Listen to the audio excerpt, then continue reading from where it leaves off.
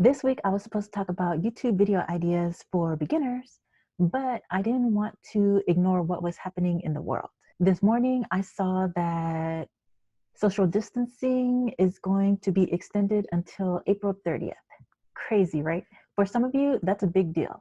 For someone like me who works from home and comes from a family of people who don't like hugging others anyways, then it's super easy. We all know why social distancing is important, right?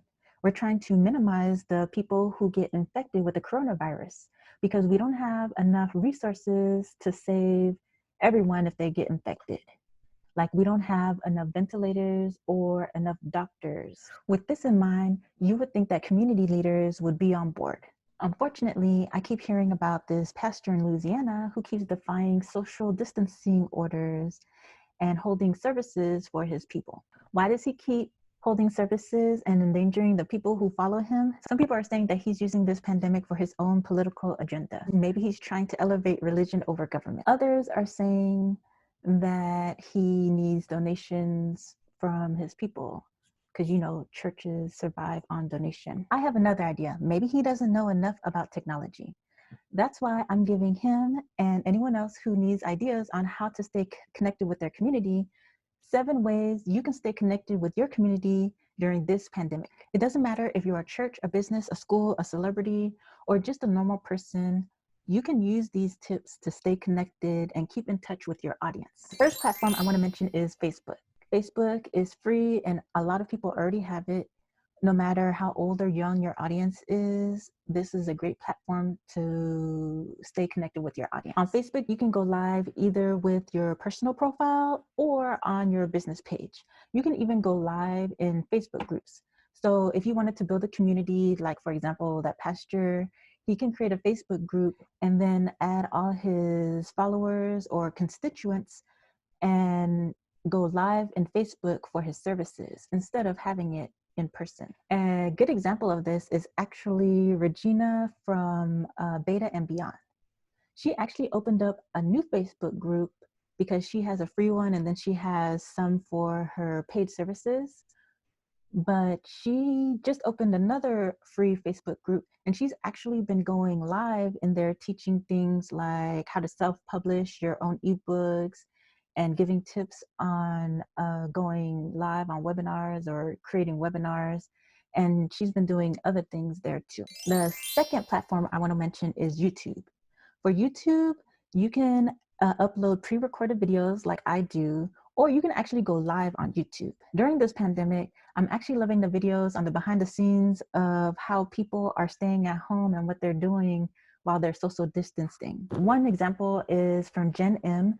She actually created a video on 10 things to do at home. The third platform I'm going to mention is Instagram. So it's actually the third and the fourth. So the third thing I want to mention is Instagram Live. Instagram is awesome because it's an app on your phone. So whenever you want to go live, you can just go live from your phone. If you want to rant or have your opinion or show like a short live video on what you're doing at home, I think this is a great platform to do that. I really think it's convenient because you can just hop on and hop off. One video I watched, I think it was last week, it was actually Cardi B. She went live on Instagram and she had like a little rant about the coronavirus, how celebrities were confusing like normal people about what to do during this time because they kept getting tested while the government said not to get tested. So they were just confusing everyone and making us worried more. So if you want to check out that video, you can actually watch it on her IGTV. So the fifth thing I wanted to mention was IGTV. So IGTV is a platform like YouTube. You can actually upload pre-recorded videos or you can upload those lives that you created on Instagram. Rita Wilson and Tom Hanks were the first celebrities to come out as testing positive for the coronavirus. So Rita Wilson actually created a IGTV video. I'm sure she probably went live, but she created a video of herself rapping while she was quarantined. I thought that was a cute video. The fifth thing I want to mention is Zoom. As you know, I've talked about Zoom before. I use it for all my meetings basically, like client calls, discovery calls, even accountability calls sometimes. Zoom is great because you can hold meetings And it's easier for other people to participate because Zoom actually lets everybody get on camera. Or if you're afraid to be on camera, you can actually use your microphone and just have audio. Right now, my brother is in this nursing program. They're not going to school right now, but they're using Zoom for their classes. So everybody has to go live on Zoom while the teacher is teaching the class. I thought that was actually cool. Carrie Green of the Female Entrepreneur Association actually has a goal planning meeting every month for her members. I'm a member. But anyways, I try to attend every month because it's a good time to see what other people are doing in their business. But I also like to review my month and plan for the next month.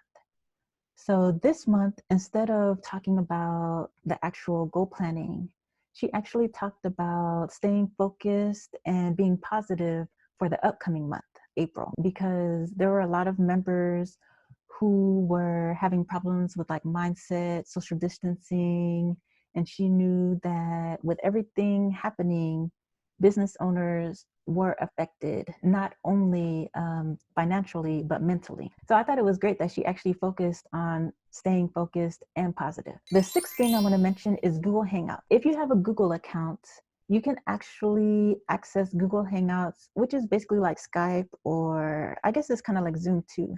So you just use the camera to talk to each other. I actually use it with one of my accountability partners because it was just easier to use Hangouts than Zoom. The seventh and last platform I want to mention is Twitch. I like the idea of Twitch because you can go live and it's more community based. Like when you go live, there's like a chat section and it's very interactive. I guess other places have it too, but Twitch, I feel like Twitch does it the best. The only problem with Twitch is it's geared more towards gamers, and so the audience is mostly male. Maybe during this pandemic, other different genres can utilize this platform too. I actually think it's a great way, like the best tool to go live and interact with your audience. Just so you know, Twitch actually makes it easy for people to donate money on that platform. Here are some pro tips. Number one, you can actually use your phone or webcam for all these platforms. So you don't have to go and buy an expensive camera to keep connected with your community. All you need is your phone, which everybody has, or a webcam, which most people do have a laptop or desktop. Whenever you're going live or recording these videos, make sure you sit in front of a window, like sit facing the window. Like right now, I'm actually in front of a window because it's actually the best lighting. So I use the window, but right now it's actually going to rain. So it's kind of dark here. So I'm actually using a combination of a window and a ring light. But just so you know, you only need to sit in front of a window. Whether you're making a pre-recorded video or a live video, you probably need a script. I'm not telling you to write a full script, but you can create an outline of the main ideas that you want to talk about so that you won't forget. So if you need a script, you can actually get my free YouTube script template. It doesn't have to be just for YouTube, but you can get that script template from the link in the description box down below. If you're older and you're not used to this technology, or if you really just don't like using technology and you need a little help, if you have kids, you can ask them for help because most kids know how to use these platforms.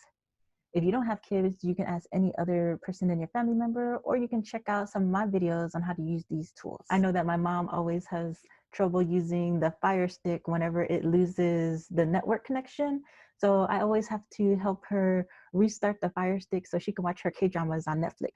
How are you staying connected with your community during this pandemic? Let me know in the comments down below. I was thinking about how I can stay connected with you all.